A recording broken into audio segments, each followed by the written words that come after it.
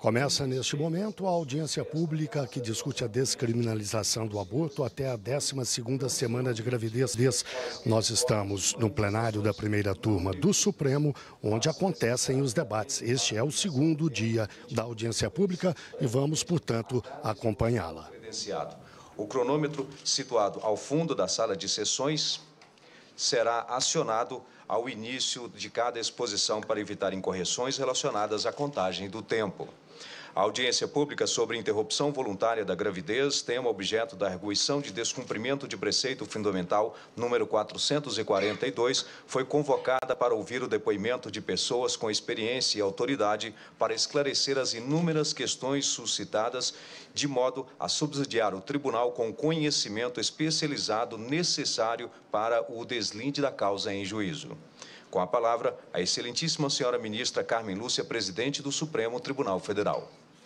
Declaro abertas os trabalhos de continuação da audiência pública convocada pela ministra relatora, ministra Rosa Weber, a quem cumprimento, como cumprimento os senhores representantes do Ministério Público, senhores advogados aqui presentes, senhores participantes, e em especial, com o agradecimento do Supremo Tribunal Federal, eu cumprimento os especialistas que aqui comparecem para expor as suas ideias, principalmente o seu saber, a fim de que, com este aproveitamento, os juízes desse Supremo Tribunal Federal possam, no momento devido, fazer o seu julgamento com amplo conhecimento de todos os argumentos apresentados. Neste dia de continuidade dos trabalhos dessa audiência pública convocada para se discutir ou se ouvirem especialistas na arguição de descumprimento de preceito fundamental 442, que trata da interrupção voluntária da gestação, gostaria de enfatizar ainda uma vez, como fiz na abertura dos trabalhos na última sexta-feira, dia 3, que se cuida, como se sabe, de um espaço aberto pelo Supremo Tribunal Federal, exclusivamente com o intuito de ouvir. Por isso é que não se falam, aqui não se cogitam de debates, nem mesmo entre os senhores especialistas que tão gentilmente compareceram para nos brindar com suas experiências, com suas ideias, enfim, com o seu saber específico, para que, com todo esse conhecimento, nós possamos julgar no momento oportuno, como disse.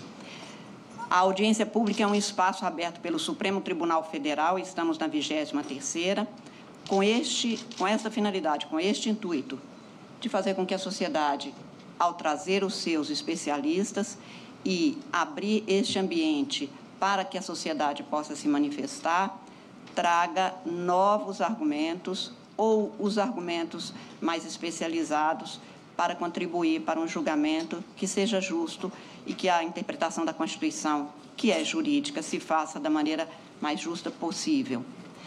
Gostaria de lembrar que, como disse, é uma audiência de oitiva. Esta razão da inexistência, neste momento, de discussões ou debates.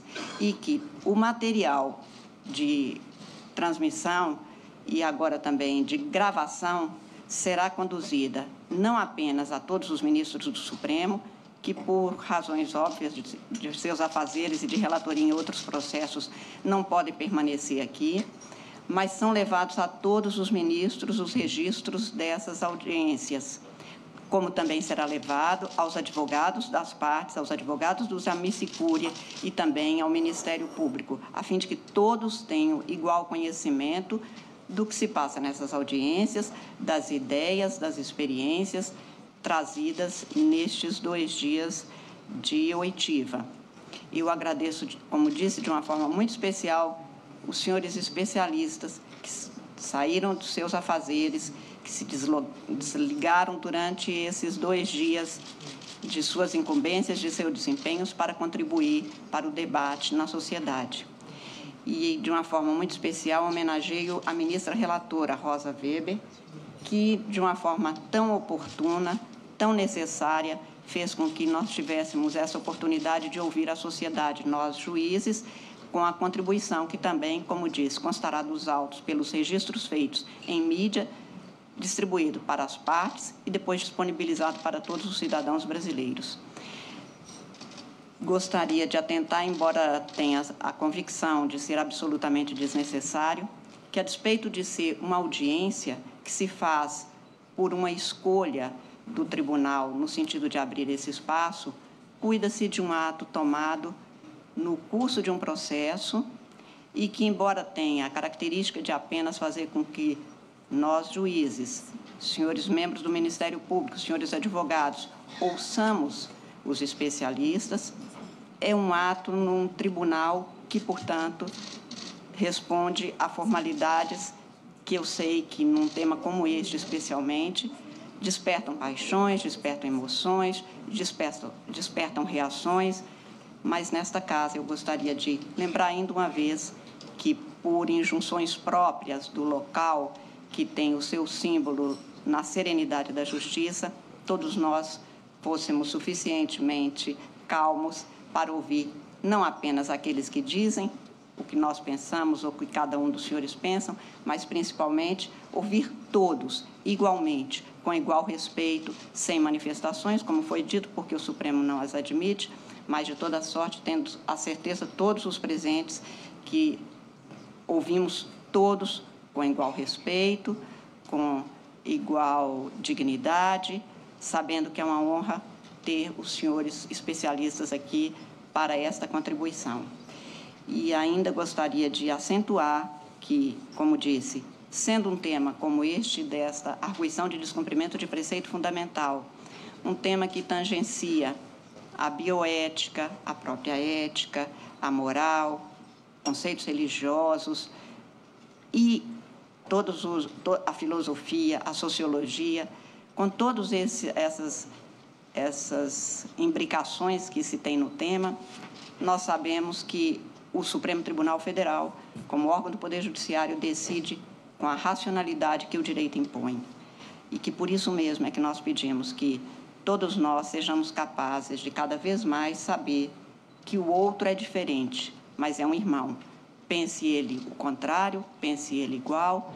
Estamos todos como experiências de uma sociedade, como pessoas numa mesma sociedade, somos um país, uma nação, com todas as diferenças que temos, inclusive essas de pensar diferente, temas da grandeza, que é o tema da vida, do nascimento.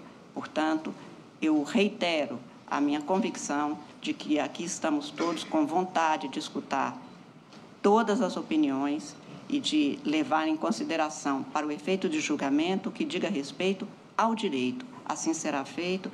Assim, portanto, eu conto com a colaboração de todos e tenho certeza que isso é apenas uma observação, acho que até desnecessária, mas como uma lembrança que fica não apenas para os que aqui estão, mas para os que daqui nos assistem e que sabem, portanto, que o Supremo ouve a sociedade para que os seus especialistas possam trazer as melhores contribuições e decidirá segundo a Constituição e o direito no momento oportuno, para isso contando com a colaboração de todos.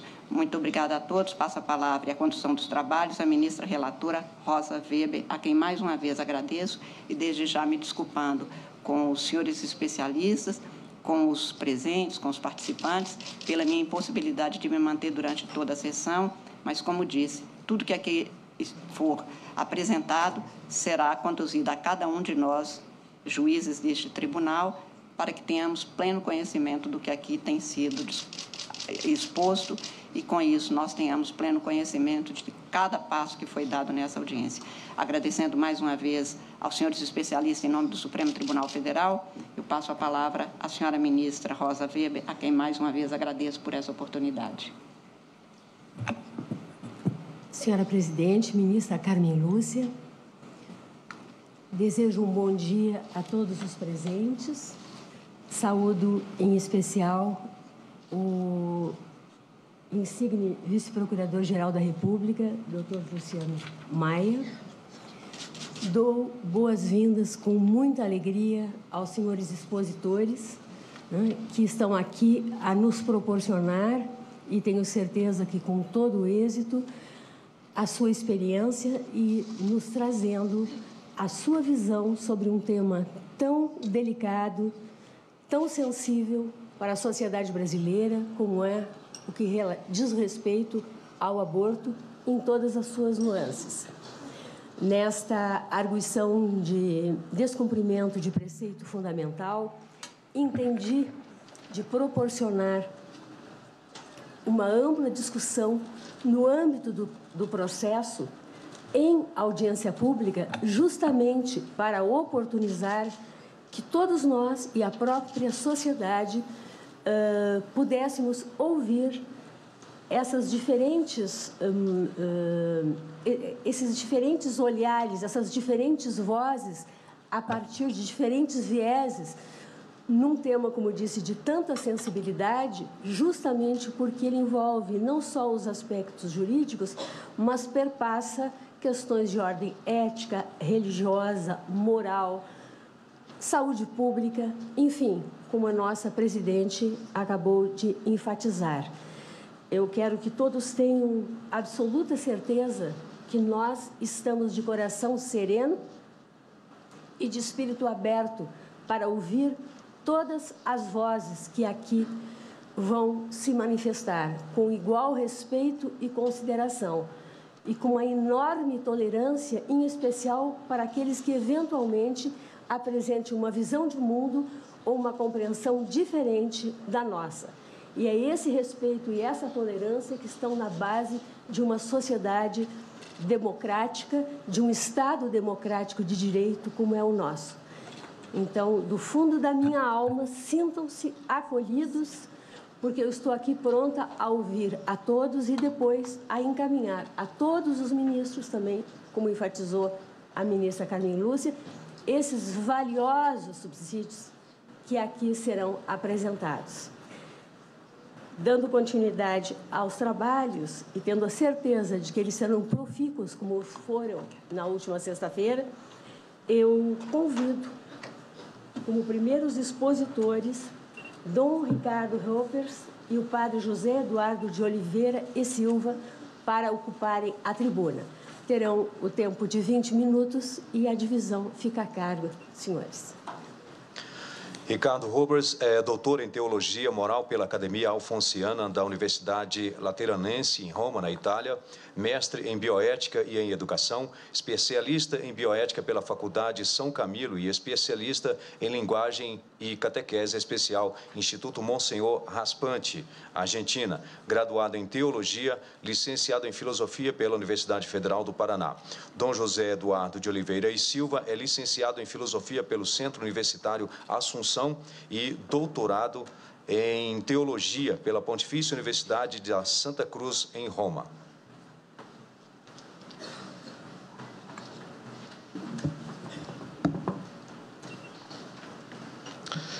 Excelentíssima ministra Carmen Lúcia, presidente deste Supremo Tribunal Federal, excelentíssima senhora ministra Rosa Weber, relatora da ADPF 442, demais autoridades, senhoras e senhores. Eu quero iniciar com um ato de agradecimento à senhora excelentíssima ministra Rosa Weber, que no primeiro dia e hoje também desta audiência, a senhora reconheceu que trata-se de um tema jurídico delicado, sensível, altamente polêmico, enquanto envolve razões de ordem ética, moral e religiosa.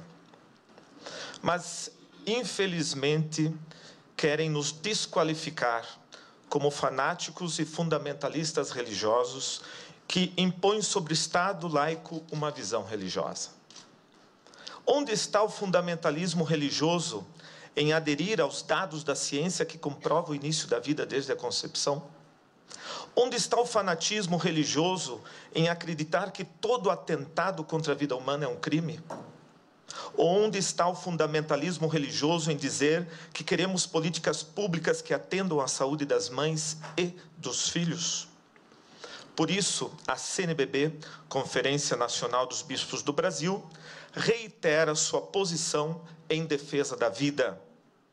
Esta vida humana, com toda a sua integralidade, dado científico, com toda a dignidade, artigo 1º da Constituição, com toda inviolabilidade, artigo 5º da Constituição, desde sua concepção até a morte natural. Isso é o mínimo de razoabilidade aceitável que nos permite estar aqui para discutirmos este tema com a recto ratio. Não podemos tratar o assunto negando, deletando, ignorando a existência do bebê. Parece que estamos falando de uma vesícula biliar, de um rim, de um adendo que precisamos extirpar, que está causando a morte das mulheres. O foco está errado. Se é um problema de saúde pública, deve ser tratado e solucionado como tal. Mas não foram poucas vezes que eu vi nesta audiência a ideia de que é necessário que a mulher supere e transcenda a imposição do papel materno. A ideia do desengravidar as mulheres. Isso, excelentíssima ministra, não tem nada a ver com os artigos 124 e 126 do Código Penal. A questão jurídica dos números 124 e 126 foi recepcionada, sim, por todas as mães que pensaram em abortar, mas não fizeram, lembrando que é um atentado contra a vida. Se negarmos isso, negaremos a capacidade de discernimento de todas as mulheres que optaram por não abortar para salvaguardar os seus filhos. O desacordo não é jurídico. Desabilitando os já referidos números do Código Penal, este Supremo Tribunal Federal estaria desacreditando na consciência reta que tutela a vida mais frágil e inocente que é a vida do bebê. O problema é que ninguém quer nominar esse inocente. Ele está apagado, deletado dos nossos discursos para justificar esse intento em nome da autonomia e liberdade da mulher. Mas a criança em desenvolvimento, na 12ª semana, é uma pessoa, uma existência, um indivíduo real, único, irrepetível. E provavelmente, naquele momento, a mãe já escolheu o nome para o seu filho. Se é uma questão de saúde, e a palavra saúde vem de salus, do latim, significa salvar, a lei teria que proteger a mãe e o filho proporcionalmente. Como esse Supremo Tribunal Federal vai explicar a permissão da pena capital a um ser humano inocente e indefeso para justificar a nossa incapacidade de políticas públicas de proteção à saúde reprodutiva da mulher? É assim que o Supremo Tribunal Federal vai garantir a inviolabilidade do direito à vida, dando uma arma chamada autonomia, para que homens e mulheres, no seu bel prazer, interrompam a vida das crianças até a 12ª semana, sem precisar dar nenhuma satisfação do seu intento predatório. Esperamos que não, pois o direito à vida é o mais fundamental de todos os direitos. Por isso, mais do que qualquer outro, deve ser protegido. Ele é um direito intrínseco à condição humana e não uma concessão do Estado. Os poderes da República têm a obrigação de garanti-lo e defendê-lo. E não compete a nenhuma autoridade pública reconhecer seletivamente o direito à vida, assegurando a alguns e negando a outros. Essa discriminação é iníqua e excludente. Então, poderíamos nos perguntar o que fazer? Urge combater as causas do aborto, através da implementação e aprimoramento de políticas públicas que atendam eficazmente as mulheres, nos campos da saúde, da segurança, da educação sexual e, entre outros, especialmente nas localidades mais pobres do Brasil. Mas isso não é matéria para ser discutida nessa Suprema Corte, e sim no Legislativo. Em todo caso, eu convido a senhora, excelentíssima ministra Rosa Weber, que antes de tomar sua decisão, conheça pessoalmente ao menos uma das casas pró-vida que começam a se espalhar pelo Brasil. Nelas, a senhora não vai encontrar só mulheres que recepcionaram os números 124 e 126 do Código Penal, mas também encontrará os seus filhos, que elas não abortaram, dizendo: obrigado, porque vocês me deixaram viver. A senhora poderá mostrar ao mundo que nenhuma sociedade democrática está condenada e obrigada a legalizar o aborto por pressões externas. poderá mostrar que nosso país não se rebaixa para interesses estrangeiros sobre a nossa soberania. Nós também somos capazes de produzir projetos sociais alternativos para ajudar as mães a gerar e cuidar dos seus filhos. Essas iniciativas já estão demonstrando que é muito mais eficaz, menos oneroso ao Estado e altamente salutar às mães. Porque é muito pior dar um trauma a mais a esse drama pelo resto de suas vidas. É uma pena que o Estado e muitas instituições ficaram tão obcecados e limitados com a estreita visão do aborto e da sua legalização, que se pensássemos o uso dessas verbas para projetos alternativos de cuidado e acompanhamento de casas de acolhida, hoje estaríamos com uma visão diferenciada. Algumas destas casas, Casa Provida Mãe Imaculada, em Curitiba, Casa Luz, em Fortaleza, Casa Mater Rainha da Paz, em Canoinhas, Associação Guadalupe, em São José dos Campos, e muitas outras que eu passei a lista. Nós estamos aqui porque fazemos parte da maioria dos brasileiros que são movidos, sim, pela fé em Deus, mas também pelo cuidado e defesa da vida. Por essa fé, não medimos esforços nos gestos de verdadeira solidariedade, justiça e fraternidade.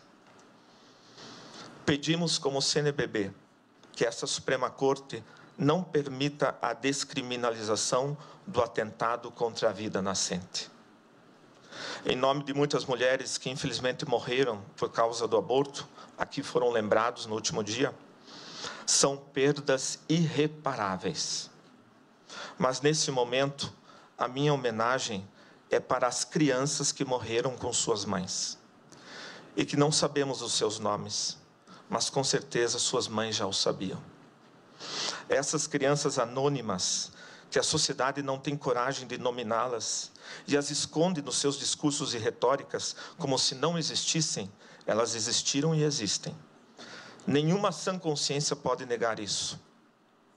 Excelentíssima ministra Rosa Weber, um dia o grito silencioso desses inocentes calará fundo, pois a nossa nação, pátria amada, mãe gentil, sentirá falta da alegria e do sorriso desses filhos que ela não deixou nascer. Permita-nos continuar cantando dos filhos deste solo és mãe gentil, pátria amada Brasil. Obrigada, Dom Ricardo Rotters.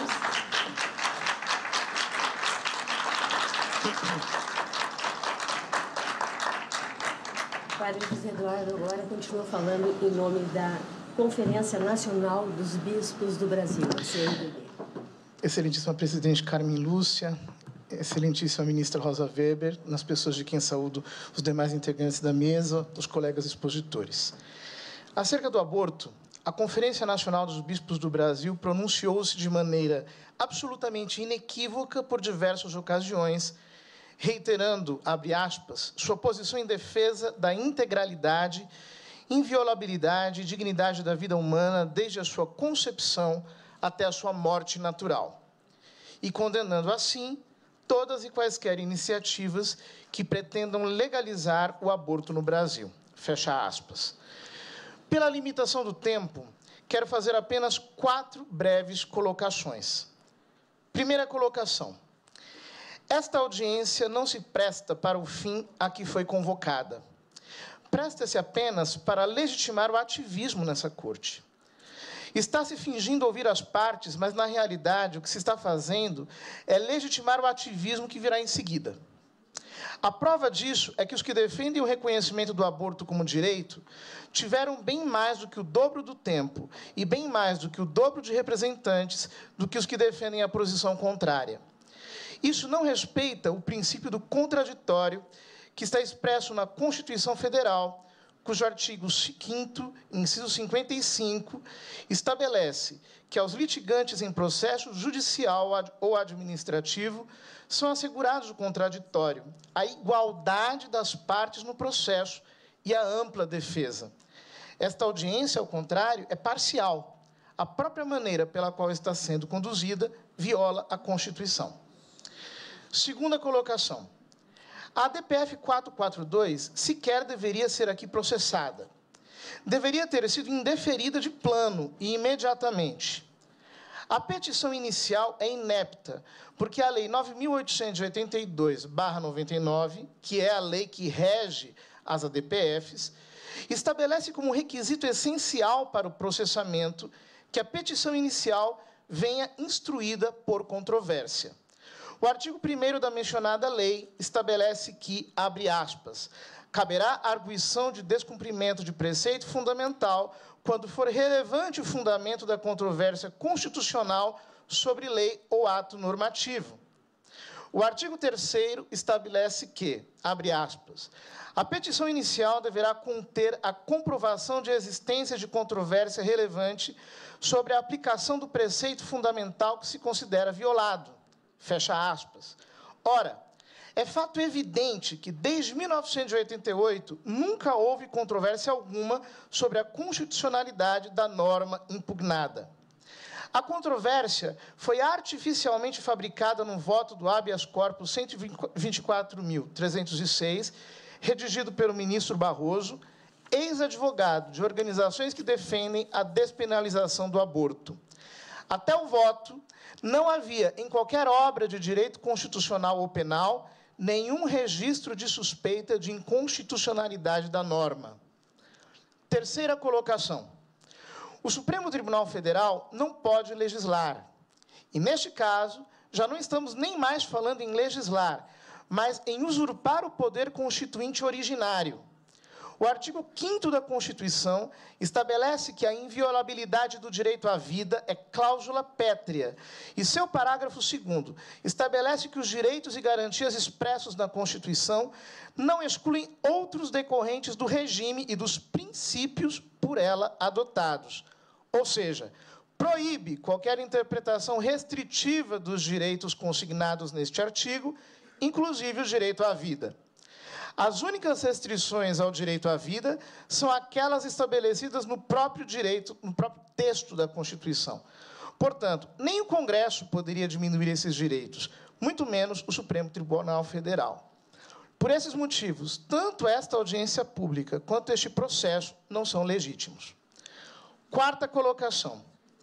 A Comissão Episcopal da Pastoral Familiar da CNBB, em artigo publicado na última sexta-feira, analisou os discordantes números aqui apresentados sobre as estatísticas do aborto. Esses números acabaram se tornando a base de quase todas as apresentações da audiência da sexta-feira.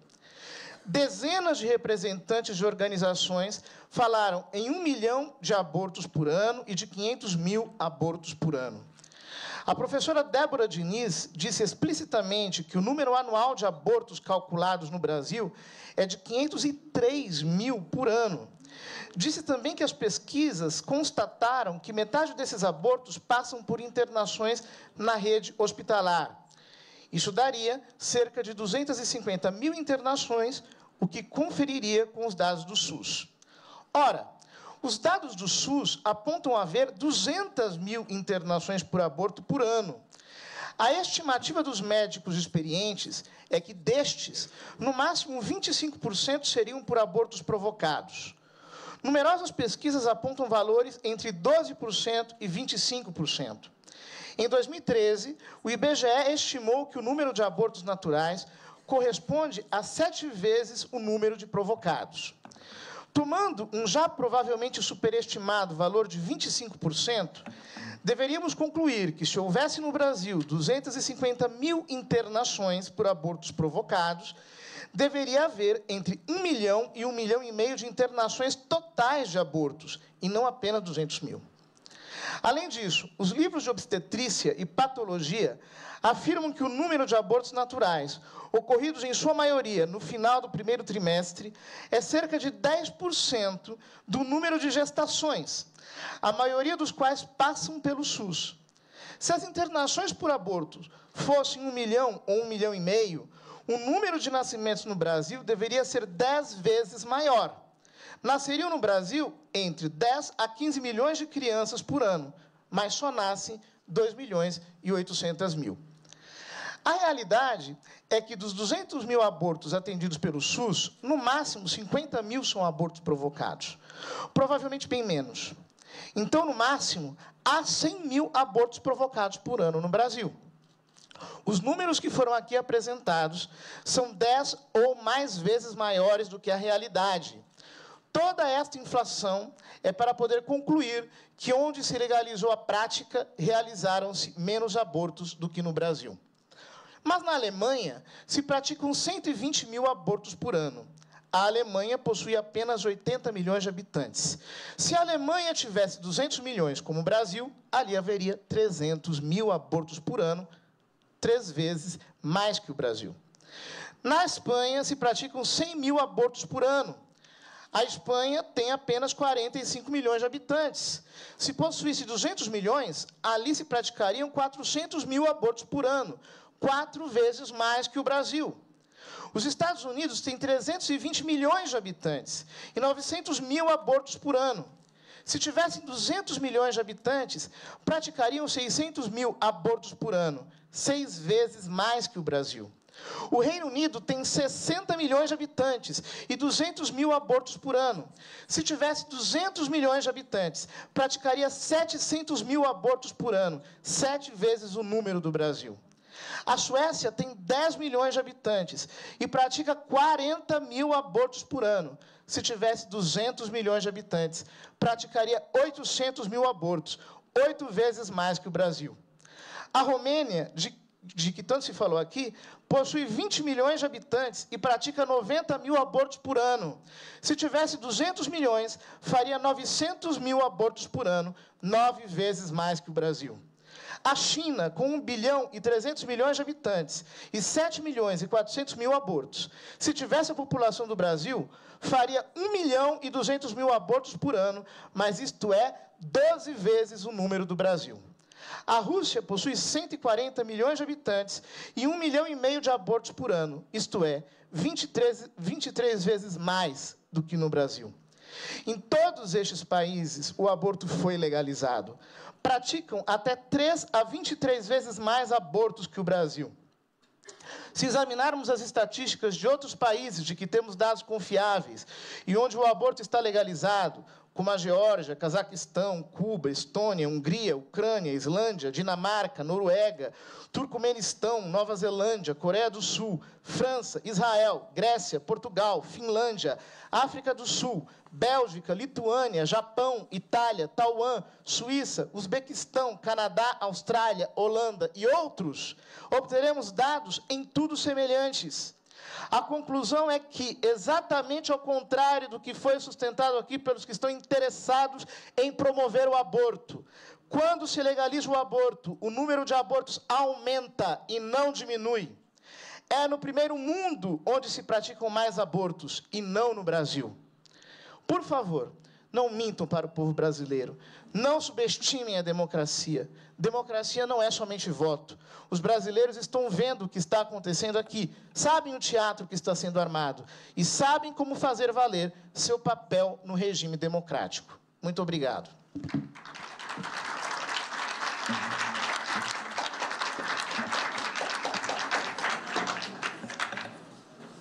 Eu agradeço ao padre José Eduardo.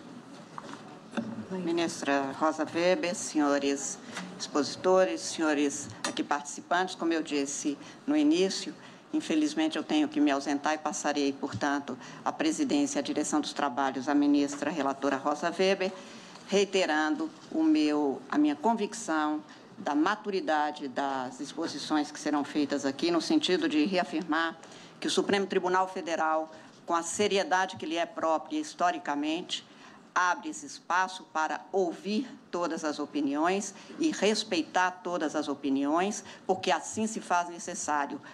O Poder Judiciário age por provocação, não age de ofício, portanto, não toma nenhuma atitude que não seja mediante a convocação expressa, processual, de partes interessadas. E eu registro isto mais uma vez, o que nem seria necessário, porque no Estado democrático de direito, se não tiver poder judiciário, nós não temos nem direito nem democracia. Eu tenho a convicção de que todos saberão falar e ouvir Eu peço que não haja manifestações. Peço que não haja manifestações. Reitero, embora passando a condução dos trabalhos, eu reitero o meu pedido, no sentido de que estamos num espaço de um tribunal, do Poder Judiciário, e que não haja manifestações. Principalmente que haja respeito, tanto entre os que aqui estão presentes, os que nos ouvem em todos os lugares, e principalmente em relação ao povo brasileiro que sabe que o Poder Judiciário cumpre o papel que lhe é constitucionalmente estabelecido e que, nos termos do que é da sua estrita competência, assim agirá a despeito de qualquer outra opinião que não seja aquela que o Constituinte de 88 escolheu e que, nesses 30 anos, o Judiciário está tentando cumprir. Peço licença à ministra Rosa Weber, aos senhores expositores, aos presentes aqui, aos que nos assistem, para que eu possa me ausentar e, portanto, passo nesse momento a condução dos trabalhos da ministra Rosa Weber. Obrigada, presidente.